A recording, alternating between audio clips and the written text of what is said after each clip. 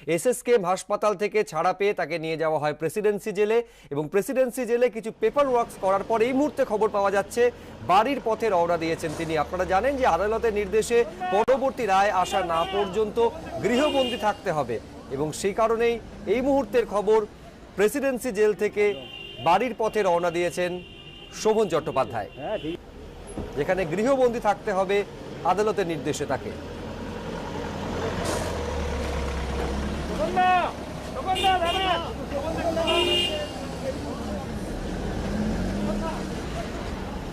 ভালো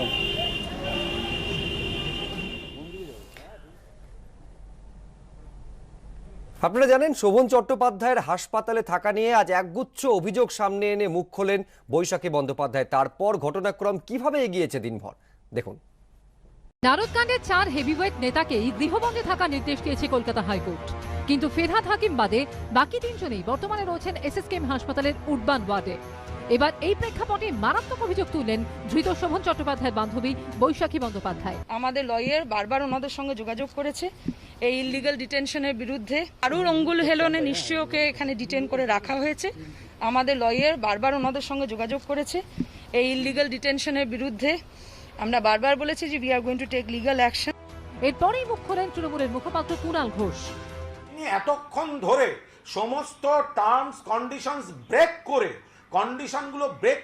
বক্তৃতা দিতে পারেন, তার জেলের বাইরে থাকার কোনো কথা নেই। বাকিরা তো অসুস্থ এবং বাকিরা তো কোর্টকে মেনেছে। বোধ বুদ্ধিহীন যিনি মুখ্যমন্ত্রীর গ্রেপ্তারি দাবি করেন, তিনি হনুমানের মতন নিজের মুখটা পুড়িয়েছে। এই আপদ হলো এই মুখপাত্র ক্লাস 10 পাস, এসে দরজায় লাথি মারছে, কেউ এসে ওনার পার্সোনাল সিকিউরিটি হাত মুচকে দিচ্ছে, তা সত্ত্বেও তাকে ঢুকতে দেওয়া হচ্ছে। ঘরের মধ্যে হাতাহাতি করছে, তাও কেউ এসে থামাচ্ছে না। বাইরে পুলিশ বসে আছে চুপচাপ নীরব দর্শক হয়ে। কে কারা করেছে সমস্ত ছবি আছে। হাসপাতাল সুপারকে বলবো, কে ওই মহিলা যে যখন তখন রাত্রেবেলাও দেখা যাচ্ছে উডবান ওয়ার্ডে এর ঘরে ওর ঘরে পায়চারি করে বেড়াচ্ছে? মানেটা কি? হাসপাতালে একটা সিস্টেম থাকবে। এই ঘটনায় এসএসকেএম এর সুপার জানিয়েছেন কাউকে জোর করে আটকে রাখা হয়নি, যার চিকিৎসার প্রয়োজন রয়েছে তাকেই রাখা হয়েছে। আমরা কাউকে আটকে রাখতে পারি না, চিকিৎসা করি। এ বিষয়ে প্রেসিডেন্সি জেলের সুপারকে যাবতীয় তথ্য দেওয়া হয়েছে এবং দেওয়া হবে। ব্রতদীপ ভট্টাচার্য, পার্থপ্রতিম ঘোষ ও সুদীপ্ত আচার্য রিপোর্ট, এবিপি আনন্দ। শিশির অধিকারী এবং দিব্যেন্দু অধিকারী নিরাপত্তা বাড়ানোর সিদ্ধান্ত নিয়েছে কেন্দ্রীয় স্বরাষ্ট্র মন্ত্রক। ঠিক কী সিদ্ধান্ত নেওয়া হয়েছে বাসুদেব আপনাদের বিস্তারিত বলবে।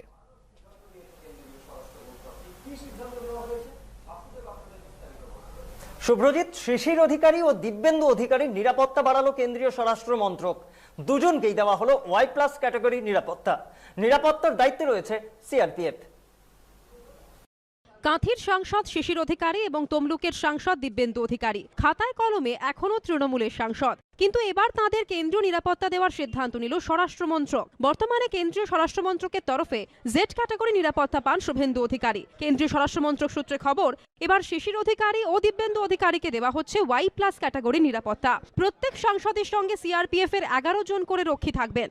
ইতিমধ্যেই সিআরপিএফকে এ বিষয়ে প্রয়োজনীয় পদক্ষেপের নির্দেশ দেওয়া হয়েছে বলে স্বরাষ্ট্র মন্ত্রক সূত্রে খবর। খাতায় কলমে তৃণমূলের সাংসদ হলেও দীর্ঘদিন ধরে দলের কোনো কর্মসূচিতে দেখা যায়নি দিব্যেন্দুকেও, জানিয়ে তার বিরুদ্ধে ব্যবস্থা নেওয়ার জন্য রাজ্য নেতৃত্বকে সুপারিশও করেছে জেলা নেতৃত্ব। এই প্রেক্ষাপটে অধিকারী পরিবারের 2 সাংসদকে কেন্দ্রীয় নিরাপত্তা দেওয়ার সিদ্ধান্ত নিয়েছে কেন্দ্র। তবে তা নিয়ে খুব একটা মাথা ঘামাতে রাজি নন শান্তিকুঞ্জের কর্তা। ওখানে Z+ সিকিউরিটি আমাকে দেয় দিল্লিতে, আমার দরকার নেই, মিশামিশি চলে যাচ্ছে দিল কি করলাম। তৃণমূলের বিরুদ্ধে ভোট পরবর্তী হিংসা নিয়ে বর্তমানে সরব হয়েছে বিজেপি, যার পর সম্প্রতি পূর্ব মেদিনীপুরের নন্দীগ্রামে গিয়েছেন রাজ্যপাল জগদীপ ধনকারও। এই প্রেক্ষাপটে এবার 2 সাংসদের কেন্দ্রীয় নিরাপত্তা নিয়ে জোর আলোচনা জেলা রাজনীতিতে।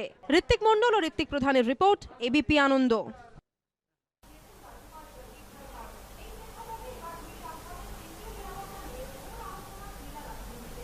এরই মধ্যে ভয় ধরাচ্ছে ইয়াসের আশঙ্কা। আমফান থেকে শিক্ষা নিয়ে ঘূর্ণিঝড় ইয়াসের মোকাবেলায় তৈরি হচ্ছে প্রশাসন, জানাচ্ছে কুন্তলা।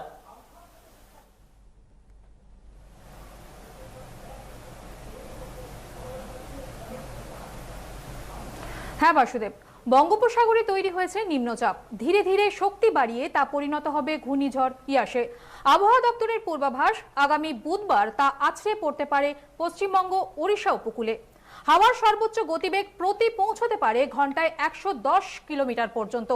উপকূল ও নদী তীরবর্তী এলাকার বাসিন্দাদের নিরাপদ জায়গায় সরানোর জন্য নির্দেশ দেওয়া হয়েছে। টুইট মুখ্যমন্ত্রীর। সপ্তাহান্তে বৃষ্টিতে ভিজল কলকাতা, কিছুটা স্বস্তি। তবে দুর্যোগের মেঘ জমছে আকাশে, চিন্তা বাড়াচ্ছে ঘূর্ণিঝড় ইয়াসের আগমনী বার্তা। আগামী বুধবার বঙ্গভূমে সেই ঘূর্ণিঝড়ের আছড়ে পড়ার জোরালো সম্ভাবনা।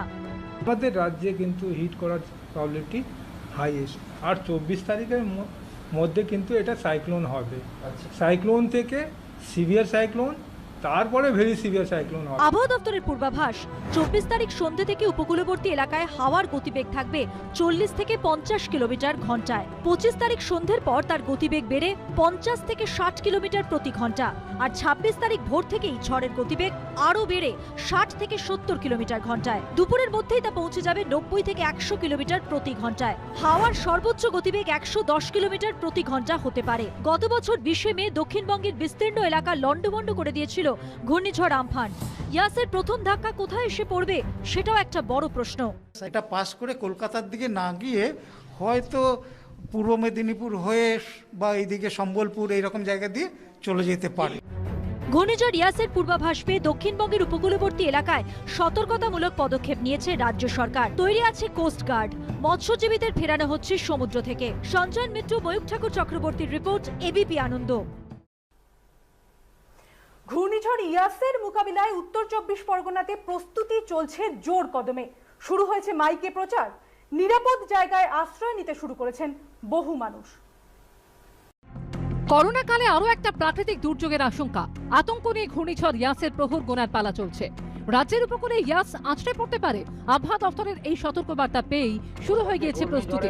সতর্ক করা হচ্ছে। পূর্ব মেদিনীপুর, দক্ষিণ 24 পরগনার মতো উত্তর 24 পরগনাতেও চলছে মাইকে প্রচার। আপনারা নিরাপদ আশ্রয়ে আগে থেকেই আশ্রয় নেবেন। প্রয়োজনীয় জিনিসপত্র নিয়ে এখন থেকে নিরাপদ জায়গায় আশ্রয় নিতে শুরু করে দিয়েছেন গ্রামবাসীরা। এবার আমফান ঝড় এসেছিল, আমাদের বাড়িঘরদের সব ভেঙে চুরি গেছে। নদী আছে বাড়ির ধারে, তাইতে আমরা কুটুম বাড়ি হোক, প্রাণশিবি হোক, আমরা যাচ্ছি। ইয়াসের মোকাবিলায় তৈরি উত্তর 24 পরগনা জেলা প্রশাসনও। আমরা আমাদের বিডিও, এসডিও, মিউনিসিপ্যালিটি সবাইকে সতর্ক করেছি। হসপিটালে পাওয়ার থাকবে, জেসিবি, ট্যাঙ্কার, ট্রলি, কিছু জলের পাউচ। ওদেরকে বলা আছে বেবি ফুড আর চিড়গুড়া সেসব লোকালি প্রকিউর করতে। আমাদের এনডিআরএফ এ 2টো টিম ঢুকছে, এসডিআরএফ এ 2টো টিম ঢুকছে, ওরও আমরা 1-2 টিম পেতে পারি। তো সেটা আমরা অল প্রিপেয়ারনেসে থাকছি। এছাড়া প্রচুর পরিমাণ শুকনো খাবার ও বেবি ফুড সব জায়গায় বিতরণ করা হচ্ছে বলে জেলা প্রশাসনের তরফে জানানো হয়েছে। সমীনাথ পালের রিপোর্ট, এবিপি আনন্দ। গৃহপালিত পশুদের নিরাপদ আশ্রয়ে রাখবেন। দুর্গাপুর মহকুমা হাসপাতালের কোভিড ওয়ার্ডে বেড সংখ্যা বাড়লেও রয়েছে অক্সিজেন সিলিন্ডারের সংকট। যে পরিমাণ সিলিন্ডার রয়েছে তাতে 120টির মধ্যে 70 থেকে 75টি বেডে অক্সিজেন দেওয়া সম্ভব। সমস্যার কথা জানিয়ে চিঠি দেওয়া হয়েছে স্বাস্থ্য দপ্তর ও স্থানীয় বিধায়ককে, দাবি হাসপাতালে সুপারের। রাজ্যে বাড়ছে করোনায় মৃতের সংখ্যা। প্রতিদিন আক্রান্ত হচ্ছেন 19,000-এর বেশি মানুষ। উঠছে বেড না পাওয়া থেকে অক্সিজেন সংকটের অভিযোগ। পরিস্থিতি সামাল দিয়ে বিভিন্ন হাসপাতালে বাড়ানো হয়েছে করোনা বেড। ব্যতিক্রম নয় দুর্গাপুর মহকুমা হাসপাতালের কোভিড ওয়ার্ডও। হাসপাতাল সূত্রে খবর, কোভিড ওয়ার্ডে 20 থেকে বাড়িয়ে বেড সংখ্যা 120 করা হয়েছে। তার ফলে দেখা দিয়েছে অন্য বিপত্তি। কর্তৃপক্ষের দাবি, হাসপাতালে যে পরিমাণ অক্সিজেন সিলিন্ডার রয়েছে তাতে 70 থেকে 75টি বেডে অক্সিজেন দেওয়া সম্ভব। কর্তৃপক্ষের দাবি, এই অবস্থায় জরুরি ভিত্তিতে ফাঁকা সিলিন্ডার সরবরাহ করার জন্য স্বাস্থ্য দপ্তরের কাছে লিখিত আবেদন করা হয়েছে। চিঠি দেওয়া হয়েছে দুর্গাপুর পূর্বের তৃণমূল বিধায়ককেও। এখানে অক্সিজেন, আমরা সবারই যে একসঙ্গে অক্সিজেন লাগে, তো সেক্ষেত্রে অক্সিজেন দেওয়ার সমস্যা হতে পারে। বর্তমানে অক্সিজেন সিলিন্ডার তৈরি হয় মহারাষ্ট্র ও গুজরাটে। সূত্রের খবর, এই দুই রাজ্যে লকডাউন থাকায় অক্সিজেন সিলিন্ডারের সরবরাহ কম হচ্ছে। মহারাষ্ট্র গুজরাটে পুরো 100% লকডাউন, যার জন্য ওখান থেকে কোনো কিছু ট্রান্সপোর্টিং হচ্ছে না, কোনো ম্যানুফ্যাকচারিংও হচ্ছে না। এই অবস্থায় স্বাস্থ্য দপ্তরের সঙ্গে কথা বলে সমস্যা সমাধানের আশ্বাস দিয়েছেন দুর্গাপুর পূর্বের তৃণমূল বিধায়ক। আমরা স্বাস্থ্য দপ্তরকে অনুরোধ করেছি। অক্সিজেনের সংকট মেটাতে দুর্গাপুর মহকুমা হাসপাতালে তৈরি করা হচ্ছে প্লান্ট। কর্তৃপক্ষের দাবি, কাজ শেষ হতে আরও বেশ কিছুদিন লাগবে। অক্সিজেন প্লান্ট তৈরি হয়ে গেলে সমস্যা পুরোপুরি মিটবে বলে আশাবাদী কর্তৃপক্ষ। মনোজ বন্দ্যোপাধ্যায়ের রিপোর্ট, এবিপি আনন্দ, পশ্চিম বর্ধমান। করোনা আবহ যখন ভয়াবহ, তখনও জেলায় জেলায় দেখা যাচ্ছে সরকারি নির্দেশ ভঙ্গের ছবি। শিলিগুড়ি থেকে জলপাইগুড়ি ও দুর্গাপুরের ছবি দেখাবে নেহা। রাজ্য জুড়ে চলছে কার্যত লকডাউন, কিন্তু সরকারি নির্দেশ উপেক্ষা করে সকাল 10টার পরে খোলা থাকছে জলপাইগুড়ির বিভিন্ন জায়গায় বাজার। অভিযানে নেমে লাঠি উঁচিয়ে ধমক দিয়ে দোকান বন্ধ করলো পুলিশ। দুর্গাপুরের বেনাচিতে বাজারে উধাও দূরত্ব বিধি, ভিড় ঠেকাতে সবজি বাজার ফাঁকা মাঠে সরানোর সিদ্ধান্ত নিল প্রশাসন। দেশে বেলাগাম করোনা পরিস্থিতি। শনিবারও 2.5 লক্ষের ওপরেই থাকলো দৈনিক সংক্রমণ। দেশে দৈনিক মৃত্যু 4000-এর ওপর। দেশ জুড়ে মৃত্যু মিছিলের পরেও সচেতন নন সবাই। অকারণে বাড়ির বাইরে বেরোতে দেখা যাচ্ছে অনেককে। করোনা সংক্রমণের শৃঙ্খল ভাঙতে 30শে মে পর্যন্ত কার্যত লকডাউনের সিদ্ধান্ত নিয়েছে রাজ্য সরকার। সকাল 7টা থেকে 10টা পর্যন্ত বাজার খুলে রাখার নির্দেশ দেওয়া হয়েছে। কিন্তু জলপাইগুড়ির বিভিন্ন জায়গায় সকাল 10টার পরেও খোলা বাজার।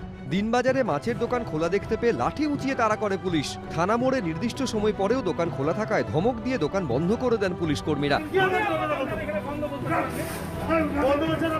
নিয়ম ভাঙায় বেশ কয়েকজন ব্যবসায়ীকে আটক করেছে পুলিশ।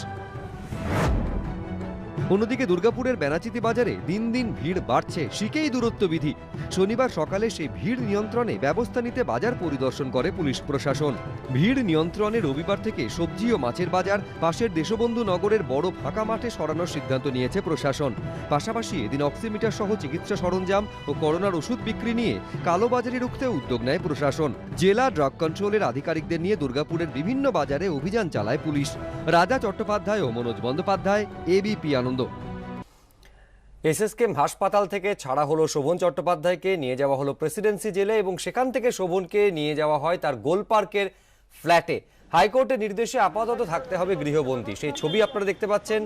গোলপার্কে শোভন চট্টোপাধ্যায়ের যে ফ্ল্যাট, সেখানে ইতিমধ্যেই এসে পৌঁছেছেন শোভন চট্টোপাধ্যায়, যেখানে আদালতের নির্দেশে পরবর্তী রায় না আসা পর্যন্ত গৃহবন্দী থাকতে হবে তাকে।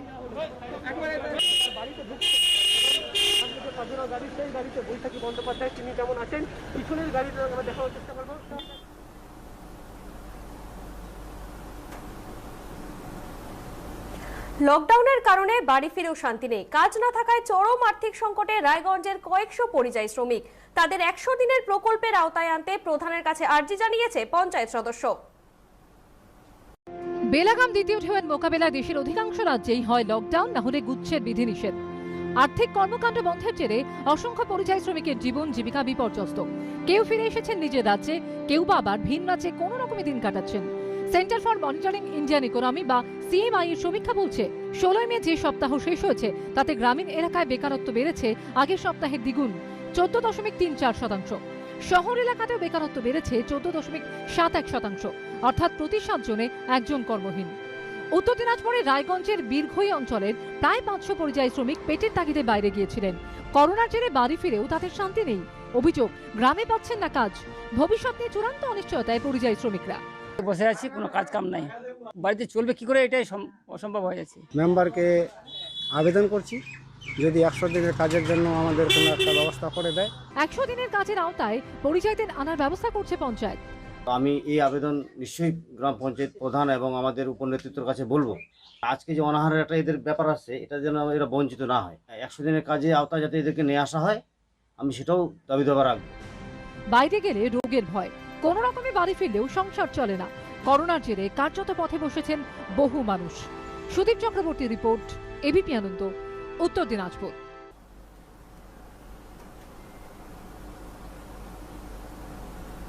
একদিকে করোনা, অন্যদিকে ব্ল্যাক ফাঙ্গাস, জোড়া আতঙ্ক সাঁড়াশির মতো চাপ দিচ্ছে।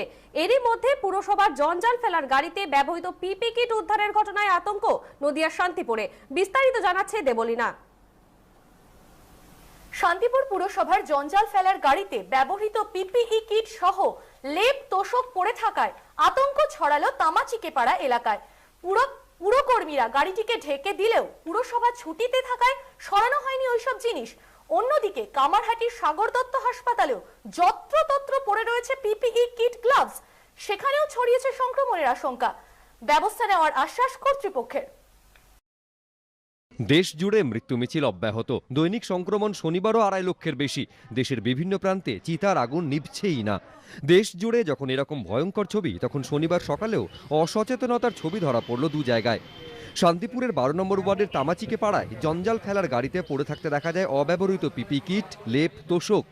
এ নিয়ে সকাল থেকেই এলাকায় ছড়ায় সংক্রমণের আতঙ্ক। এটা যে কোনো করোনা পেশেন্টের এটা আমরা মনে করছি এবং খুব আতঙ্কিত হয়ে রয়েছি। শান্তিপুর পুরসভার প্রশাসক মণ্ডলীর তরফে অবশ্য জানানো হয়, শুক্রবার পুর প্রশাসক তথা প্রাক্তন বিধায়ক অজয় দের মৃত্যু হয়, সেই কারণে শনিবার পুরসভা বন্ধ রয়েছে। এর ফলে জঞ্জাল সরাতে দেরি হচ্ছে। এরপর সকাল 11টা নাগাদ পুরসভার কর্মীরা এসে জঞ্জালের গাড়িটি ঢেকে দেন। অন্যদিকে কামারহাটির সাগর দত্ত মেডিকেল কলেজ হাসপাতালের মতো কোভিড হাসপাতাল চত্বরেই অসচেতনতার ছবি। যত্রতত্র ছড়িয়ে রয়েছে পিপি কিট, গ্লাভস।